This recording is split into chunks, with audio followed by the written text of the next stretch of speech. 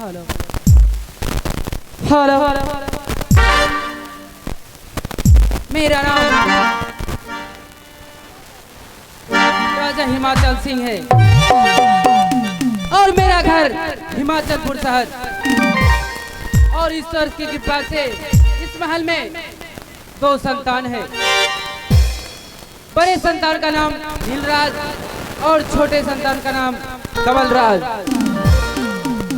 और बड़े बेटे का काम है नित प्रतिदिन मेरा सेवा सत्कार करना और छोटे पुत्र का काम है दिन प्रतिदिन पढ़ाई लिखाई करना। आज मैं इस महल में आया हूँ कि बड़े पुत्र मेरा सेवा सत्कार करने के लिए बिल्कुल नहीं आया है। फिर कोई बात नहीं, मैं अपने पुत्र का इस महल में इंतजार करता हूँ कब तक मेरे पुत्र मेरे पास आता है सेवा सत्कार करने के लिए।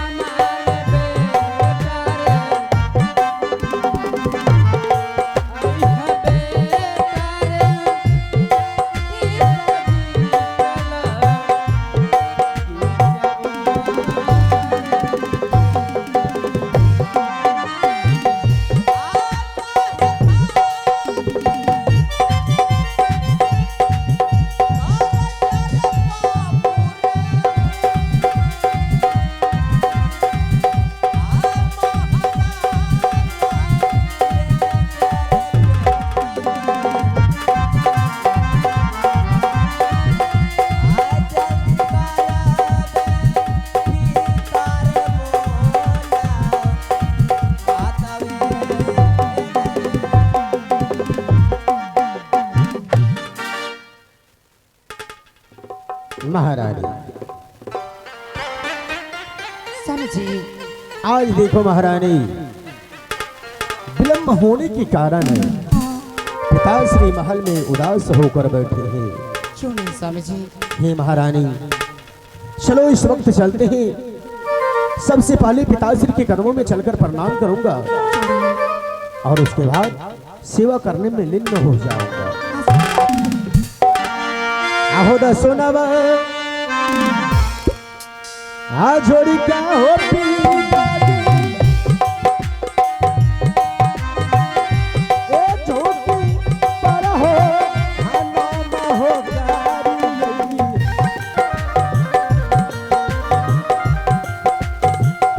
ए झोंकी पर नाम हो पीता जी हाथी दादी माना साहोया हसी सवार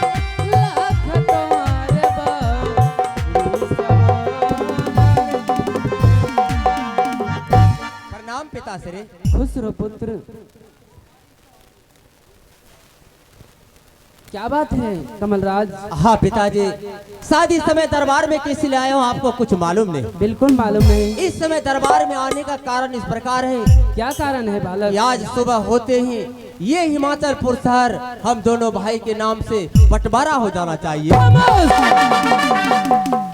ये बात बोलने से तुम्हारे जुबान का धराधर धरती पे क्यों नहीं गिर गया? इसलिए पिताजी, जब कभी भोले बंखे में इस दरबार में आता हूँ, आपके मुखार बिंद से एक शब्द सुनता हूँ कि पुत्र चाहिए तो नील जैसा, कमल पुत्र नहीं वो तो कपुत। मुझ में क्या कमी है पिताजी जो कि आप मेरे बारे में बार बार तिरस्कार करते हो? देखो कमलराज, तुम ये बात बोलने ये दिमाग में कैसे सोच लिया? मैं मेरे जीते जिंदा रहते ही मैं ये जमीन जायदाद 2 भागों में बांट सकता हूँ? बिल्कुल नहीं। जब तक मैं जिंदा हूँ तब तक ये 2 भागों में बिल्कुल नहीं बांट सकता हूँ। अगर मैं मर जाऊंगा तब दोनों पुत्र मिलकर ये राजपाट बांट लेना। तो इसमें संकोच करने की क्या आवश्यकता है पिताश्री? धीरे धीरे बैठ जाइए अपने सिंहासन पर, और भैया आप धीरे धीरे चले आइए पिताश्री के स्थान पर, और पिताश्री को समझाइए कि पिताजी जीते जी संपत्ति को 2 भागों में बांट देते हैं, तो उससे अच्छा और क्या हो सकता है भैया? भाई कमल, ये तुम आज क्या कह रहे हो? पिताश्री को मैं समझाऊं? अरे इन हाथों से मैं दिन रात अपने पिताश्री की सेवा करने में बिता देता हूँ, और अभी तक मैंने अपने पिताश्री के नजरों में नजर मिलाकर बातें नहीं किया हूँ, और तुम कह रहे हो पिताश्री को समझाने के लिए? हाय कमल, अरे यह सब कहने से पहले तुम्हारा जुबान कट कर क्यों नहीं धरातल धरती पर गिर गया? लेकिन भैया, लेकिन क्या? मैं तो आपको पिताश्री को समझाने के लिए कहा। लगता है आप मेरे रास्ते के कांटे बनने की प्रयास कर रहे हैं। चले जाइए अपने स्थान पर। और पिताजी, अंतिम बार पूछ रहा हूँ, ये हिमाचलपुर शहर 2 भागों में बांटा जाएगा या नहीं? देखो कमलराज, जो मैं बात बोलता हूँ वही मैं करता हूँ। मैं बोलूंगा यही, ये बाग, ये जमीन जायदाद बिल्कुल नहीं बांटूंगा तो नहीं बांटूंगा। तो ठीक है पिताजी, नजर फाड़ फाड़ कर देख लीजिए। आज कमलराज जिंदगी में पहली बार खाली हाथ वापस जा रहा है। अरे मर गया तेरा कमल! किस कमल की तुम सब सपना देख रही है? कमल के लिए इस राज में, इस महल में सब कुछ सर्वनाश हो गया। पिताश्री, देखो पिताजी, आज ना जाने कमलराज इस हिमाचलपुर शहर में, इस राजमहल में ना जाने आपसे नौजवान बातें करके चले गए। पिताश्री, हाँ पुत्र, मुझे पता है कि कमलराज अभी नादान है। हाँ, उसे किसी बातों को समझ नहीं है कि किसके साथ किस प्रकार से वार्तालाप करो। क्यों नहीं? किंतु पिताश्री, हाँ, आज मुझे ऐसा लग रहा है कि इस महल में कहीं कुछ होने वाला है। कमलराज की बातों को सुनकर मुझे बहुत ही अफसोस हो रहा है। स्वामी जी, हो ना हो, कहीं बहुत ही असगुन सा लग रहा है। स्वामी जी, ये आप क्या सोच रहे हैं? कमलराज हाँ। नादान है स्वामी जी, मैं उसको समझाऊंगी। लेकिन महारानी तुम तो कह रही हो हाँ स्वामी,